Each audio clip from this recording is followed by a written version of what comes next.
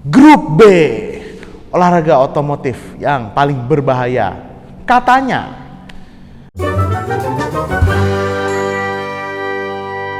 Kali ini Wikimotif akan membahas sejarah kelas grup B dari awal sampai akhir.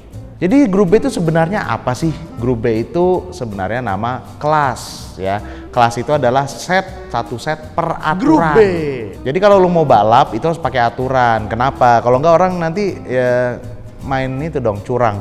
Gitu kan kayak gue nanti gitu kan gua langsung pasang bakar kemenyan biar mobil lebih kencang.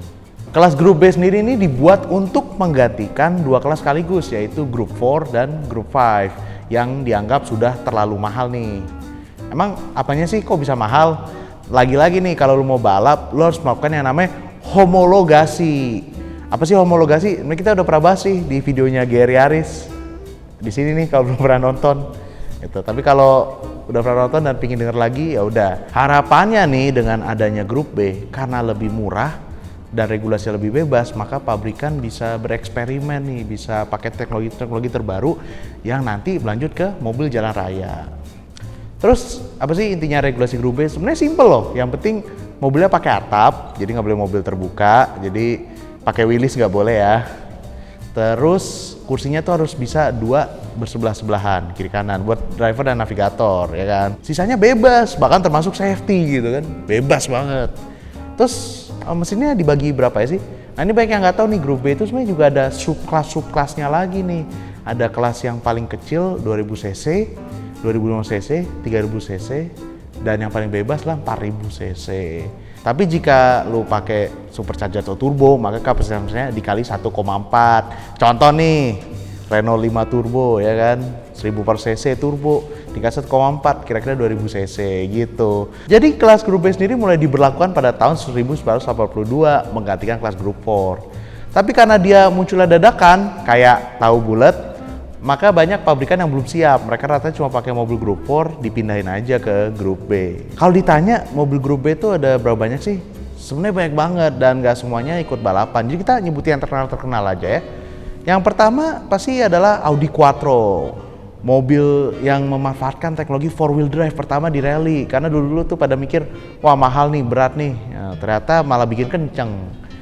Kemudian ada Lancia 037, ini mobil pertama yang benar-benar dibuat khusus untuk regulasi grup B.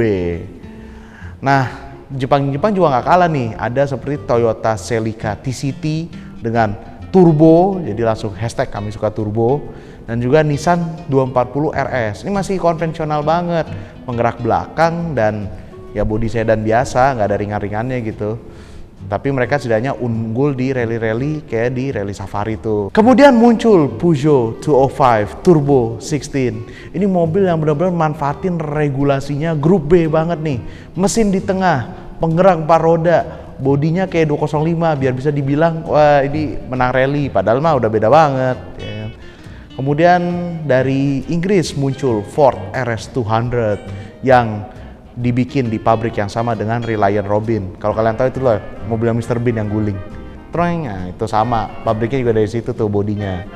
Dan juga MG Metro 6R4. Ini nggak usah ditanya, bukan MG yang sekarang ya. Lalu juga ada Lancia Delta S4. Ini banget nih yang merefleksikan kegilaan grup B. Yang kabarnya bisa lebih kencang dari mobil F1 katanya sih, tapi namanya hal-hal yang bagus pasti akan berakhir seperti kisah cinta saya. Pada saat WRC berjaya itu banyak banget yang nonton balapannya dan fans Eropa tuh ya lumayan gila ya, lumayan bonek juga ini. Jadi tiap mereka tuh suka ngedeketin mobil balapnya, jadi bener-bener masuk ke dalam track gitu kan, sampai mobilnya dekat dan mereka berusaha untuk sedekat mungkin ke mobilnya.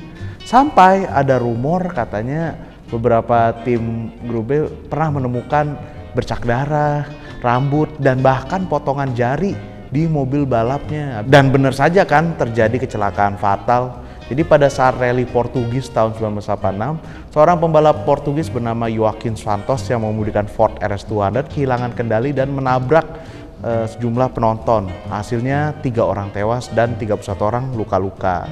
Di sini mulai tersadar nih perbedaan mobil grup B yang benar-benar kenceng gila. Karena Joaquin Santos sebelum mengemudikan RS200, dan itu yang pertama kali loh, dia hanya pernah mengemudikan Escort RS1800 yang merupakan mobil grup 4 penggerak belakang yang sepersekian tenaganya dari RS200. Hasilnya pada rally Portugis, kebanyakan tim-tim pabrikan memutuskan untuk mengundurkan diri dengan alasan keamanan. Meski begitu mereka kembali ikut balapan ke seri-seri berikutnya, dan pada saat Tour de Corse di Prancis terjadi tragedi. Pembalap andalan Lancia Henry Toivonen mengalami kecelakaan di mana mobilnya masuk ke jurang dan kemudian terguling. Karena mobil Lancia tidak memiliki banyak perlengkapan safety, maka tangki bahan bakarnya rusak dan membuat mobilnya terbakar. Hasilnya Henry Toivonen dan navigatornya Sergio Cresto terjebak di dalam mobil dan tewas terpanggang. Di sini baru terlihat betapa berbahayanya kelas grup B. Dan perlu kita ingat, Henry Toivonen itu disebut sebagai salah satunya orang yang bisa mengendalikan Lancia Delta S4. Kalau yang ahli saja bisa sampai gitu, bagaimana yang lain? Belum lagi ada kejadian-kejadian di luar event WRC yang menggunakan mobil grup B. Seperti contoh di Jerman, ada seorang mantan pembalap F1 bernama Mark Surer yang mengikuti rally lokal dengan Ford RS200. Dia kehilangan kendali dan mobilnya menabrak pohon. Di sana terlihat bahwa setelah tabrakan mobilnya langsung terbakar sampai habis. Tapi untungnya dia selamat. Masalahnya kejadian ini direkam oleh televisi dan orang-orang bisa melihat secara langsung bagaimana setelah tertabrak mobilnya terbakar dengan ganasnya. Akhirnya FIA atau satu bernama FISA memutuskan untuk melarang kelas grup B mulai dari tahun 1987. Banyak yang protes karena beberapa pabrikan dianggap tidak diajak konsultasi dulu, dan ini merupakan keputusan langsung dari bos FIA kala itu, Jean-Marie Balestre. Kalau kita ngomongin grup B pasti pada mikirnya rally kan, tapi pada tahu nggak kalau grup B itu sebenarnya nggak hanya buat rally loh, itu juga tadinya buat balap sirkuit. Nah, kok bisa? Jadi salah satu kelas yang ngomongin namanya Group 5, kalau kalian inget tuh Nissan Skyline Turbo RS Silhouette yang gede atau Porsche 935. Nah itu tadinya mau mobil Group 5, rencananya akan digantikan oleh Group B. Makanya beberapa pabrikan supercar pun bikin mobil Group B. Contohnya Porsche dengan 959 dan juga Ferrari dengan 288 GTO. Tapi akhirnya balap sirkuit Group B tidak jadi berlangsung karena balapan yang lebih kencang yaitu Group C bisa lebih murah. Jadi ngapain kita yang pelan-pelan kalau ada yang bisa lebih kencang lebih murah, ya gak? Abi, jijik lu. Terus ada gak sih Mbak Ivan Group B di Indonesia? Oh jelas ada dong. Salah satu yang pertama ada di Indonesia adalah Nissan 240 RS. Yang bawahnya ini adalah satu Pak Ricardo Gelael, bapaknya Sean Gelael, sama Bapak Hutomo Mandala Putra.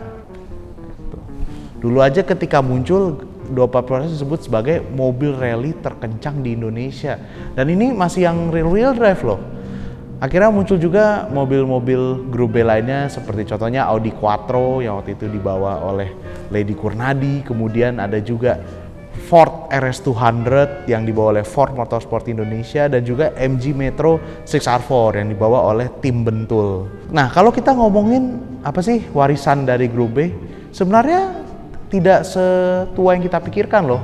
Kalau kalian pernah tahu namanya regulasi World Rally Car yang dipakai dari tahun 1997 hingga tahun 2021 ini, itu sebenarnya terinspirasi dari regulasi Group S dengan teknologi yang dibebaskan tapi tenaga mesinnya dibatasi, dan tentu saja safety dong. Kalau zaman sekarang udah nggak bisa lagi tuh keguling-guling terus kebakar, udah nggak boleh. Dari semua mobil Group B yang dianggap tergila itu, gue ada satu favorit nih yang mungkin kalian nggak akan bisa nebak. Favorit gue adalah Peugeot 504 Group B pick up. Yoi, ada mobil pick up ikutan Group B. Itu keren banget sih. Walaupun cuma ikut di Afrika doang, tapi gitu-gitu pernah sampai peringkat 9 loh gitu. Ya iyalah, kayak Audi Quattro yang canggih-canggih kenceng gitu rusak. Tapi kalau ini kan mobil pick up, jadi hajar terus gitu kan. Nanti cocok banget tuh di Indonesia, di jalan apa tuh, kayak di Pantura gitu. Kayak kan. Nah, itu dia sejarah dari Group B. Regulasi yang dianggap salah satu era terbaik balapan rally. Nah, kira-kira pada suka mobil Group B apa nih? Gue penasaran. Coba dong ceritain di bawah, atau mungkin ada yang terlewatkan. Terima kasih banyak sudah menonton Wikimotif. Jangan lupa jika ada saran, kritik, fan art, fanfic bisa langsung ditulis di komen di bawah. Sampai bertemu di Wikimotif selanjutnya.